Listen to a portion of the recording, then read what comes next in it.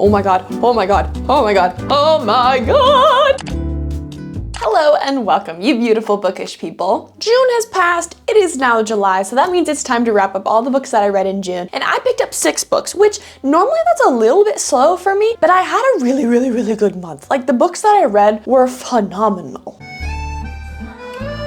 Normally, I just stick to my fantasy genre, but I did include some dystopian books, which if you watched my last month's wrap up and also my Hunger Games vlog, you know that I'm rereading the original trilogy, and I was preparing for Ballad of Songbirds and Snakes and Sunrise on the Reaping, which went so well. So that brings me to the first book that I picked up this month / finished. I started it in May, but I finished it in June, so I had to include it in this month. Anyways, Mockingjay by Suzanne Collins. This is the final book in the original trilogy, and at first I was a little bit thrown off by the pacing of this book. I was not surprised in any way because obviously the first 2 books we had the games in both of the books, and this was like the war, what happened afterwards, where everybody ended up, and I think it wrapped up really nicely. And it was kind of a bittersweet. Did I say it was 5 stars? It's 5 stars.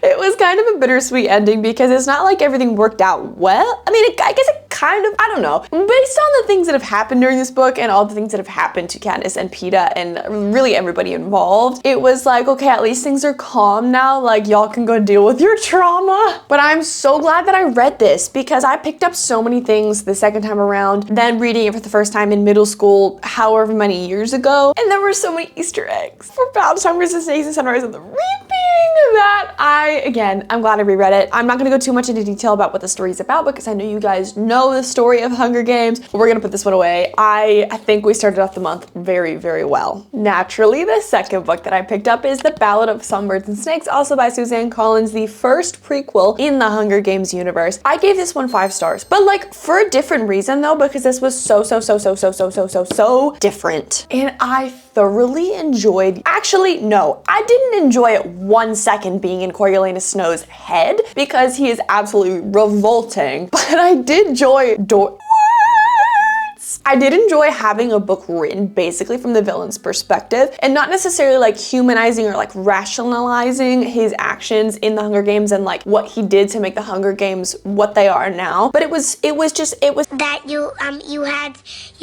it was fascinating because of like the psychology behind everything and knowing like what he went through and the reasons that he made the decision that he did. They're not good decisions, but like there's a reason for them, and exploring just how messed up in the head that he was absolutely fascinating. And this one was a lot chunkier than the rest of the books. The font is definitely printed a lot smaller, but I still flew through it. And also, I don't know why, I think the movies too, they did a lot of focusing on Lucy Gray as well, which obviously naturally so, but that led me to believe that this was dual POV. This is not dual POV, it's 3rd person POV, but like from Coriolanus's perspective, like you get his thoughts and stuff. Anyways, because this book, there's not a lot that happens. Like, I mean, I guess there's a lot that happens, but it's a lot of just like downtime and exploring Corio's thoughts. But in the movie, there was a lot of things that happened in the games that did not happen in this book. We got none of that, and it was interesting to see how they spruced it up and made the movie more entertaining to appeal to the audience, which, oh my god, is literally the whole point of this book, is that Coriolanus was trying to get people to watch the games. He was trying to get people, well, I mean, other people were spearheading that motive, but like he took it and ran with it. But the fact that they had to make the movie more interesting, it just proves Suzanne's point, and it's wild to me. Very good experience. Again, I'm so glad I read this. If you are like me and you watched the movie first, I highly recommend that you read this because a lot of this book is showing how Coriolanus used his charm to not necessarily like seduce people, but like manipulate them. And I know that after the movie came out, there were so many Coriolanus Snow edits going around on TikTok. And granted, sure, yeah, some of them were good. I am gonna admit I fell victim to a couple of them. But like, hello, he's a literal psychopath. Like, let's take a step back here, and you guys are now proving Suzanne's point. Like, it's just a whole, like, you're sitting there reading this book, you're like, oh my god, oh my god, oh my god, oh my god. Anyways, 5 stars.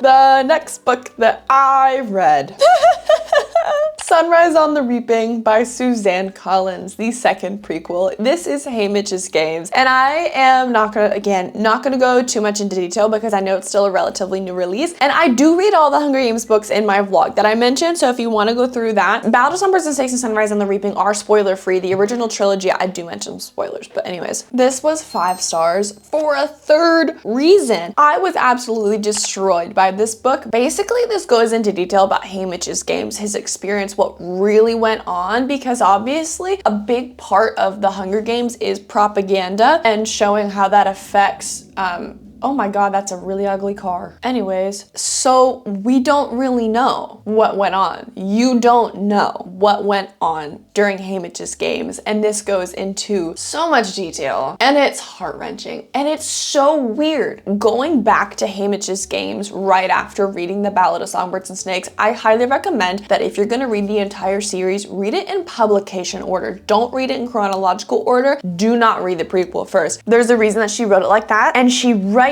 it knowing that we have only a certain set of knowledge, and then she slides stuff in there and she's like, how about this piece of information? I'm sitting there like, what? It was a roller coaster. Absolutely loved it. Cried, but that is okay. We have moved on to the next book in the month of June. I read The Night and the Moth by Rachel Gillig. This was a 5-star read for me. Guys, I have had 4 5 stars. This is the 4th 5-star of the month. It was incredible. I did not expect to love it as much as I do. And it was kind of the same way with One Dark Window. This is the same author that wrote, where's her name? Yeah, this is the same author that wrote One Dark Window. And at first I was really hesitant to pick it up, this one and her other duology, because of the fact that I wasn't really into like the gothic fantasy. And it wasn't like spooky in like the gothic way. It was just like the magic system was very interesting, and her worlds are so unique. And I ended up loving One Dark Window. I gave the first one 4.5 and the second one 5 stars. And so I don't know why I was so hesitant to pick this one up, because it just like, for whatever reason, the description of it, I was like, I'm not really sure about this because of the other things that I read, but this was totally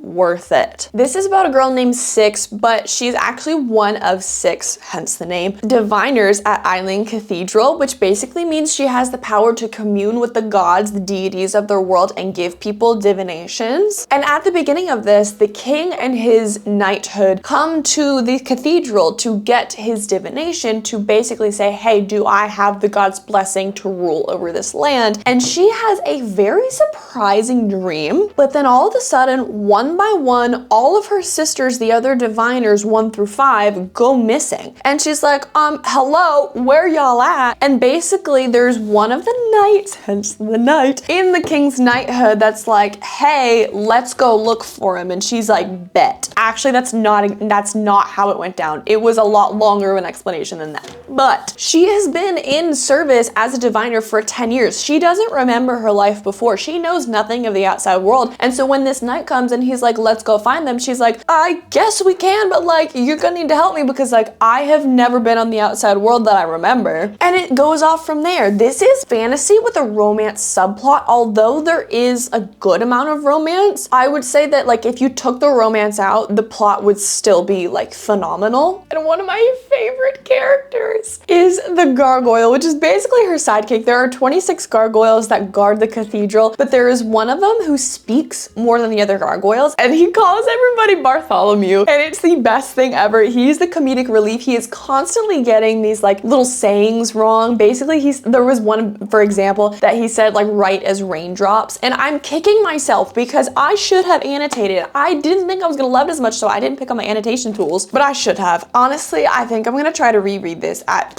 I don't know, at some point, because it was so good. Try this one even if you didn't like One Dark Window, because this is an adult fantasy. This is more like heavy in the fantasy, and the world is so beautiful. She's so descriptive and very poetic in her writing, but it doesn't feel forced. It feels like it flows, and the imagery is just phenomenal. The next book that I picked up is Gild by Raven Kennedy, and this is the first book in the Plated Prisoner series. Now, I wasn't planning on starting this series because there are are 6 books, and I know that if it's a long series, I'm more inclined to like wait till I'm ready for it, because I am not somebody who likes to read books in between other books in a series if they have been published, because it helps me stay in the world, it helps me connect to the characters more, it helps me not forget, because sometimes I do have the memory of goldfish. But my sister was saying that she wanted to reread this because it's been so long and she's read so many other things after she read this, and so I was like, well, hey, let's do a buddy read. And so I ended up picking it up, and I'm glad that I did. I gave this one 3.5 stars. Somebody on TikTok described this as like one large prologue to the rest of the series, and after like having that click in my brain, I definitely agree. But it wasn't a bad story. Like, there wasn't a ton, I guess, that happened. You just get so much time with Orin, the main character. You learn what she's about, you learn what is important to her, what's going on in her world, and it's like setting up the politics for this whole world to enter the big scale of the plot that's going to be later on, which I did read the second book, which we'll get to in a second. And I also did annotate. I had some really good annotations, and I would recommend this series, but like, keep in mind the things that I just said. This is about Orin, and she is King Midas's favored saddle. And she is locked up in a cage in his castle as his favored. She is a very mysterious and coveted person throughout all of the kingdoms. And so Midas uses her in a bargain with another kingdom, a seemingly alliance. And her trust for Midas and all that she's ever known starts to crumble because, one, she feels betrayed, but two, she finds out a lot more information than what she kind of knew what was going on. And it goes from there. The magic system is really interesting because there are fae in technically this universe, but they're no longer in their country. But some people have magical powers because they have been descended from the fae. But long ago, there was a war between the fae and the humans, and the fae were like, see ya. So King Midas has his golden touch, hence Midas. I think it's technically like a King Midas retelling or whatever, but like that's kind of where the similarities stop, I guess. I don't know, maybe I'm not super familiar with the Midas myth. I think if you like a book and a series that takes a while to ramp up, you're gonna like this. If you go into it with the expectation that it's not action-packed, it's weird though, because it's kind of fast-paced, but like not a lot happens. I don't know, does that mean it's dense? I don't actually know proper reading terms. Let me just tell you that right now. So if I say something weird and you're like, that's not what that means, let me know. Yeah, actually, that was all that I had to say. The 6th and final book that I read was Glint, also by Raven Kennedy, the 2nd book in the Plated Prisoners series, and I gave that one 4 stars. I was right about the first book, about how it was gonna ramp up, the plot was gonna get bigger, there were more things going on than we knew, there was more characters to be introduced to, and I had such a good time with this book. This one truly felt like the first book, not in a bad way, but this was all of like the setting up and the exploration of the world, definitely some character development in there, the characters forming bonds with other people. I very much enjoyed it, and the ending was so good. It was so satisfying. It was really interesting though too, because I had a theory about one of the characters that we are introduced to in the first book, and I was totally sure about this theory. I was like, this is gonna be this, and during this whole book, during Glint, I was kind of like gaslit out of my theory by her writing, and I was like, wait, okay, well, I thought, well, I guess my theory was wrong, whatever, and I was like, there's no way that I'm wrong, and then like keep reading, I decided, I was like, you know what, I'm gonna throw that to the wind. But during the end of it, like towards the end of it, there was a reveal that happened, and I ended up being right, but I was still shocked. And that's such a good book if like you have a theory and you're like, I'm gung-ho about this, but you're still shocked about like how it plays out and how the information is revealed. It was really, really satisfying. That is all I have for you today, my friends. Thank you so much for watching. If you liked this video, be sure to like and subscribe, and I will see you next time.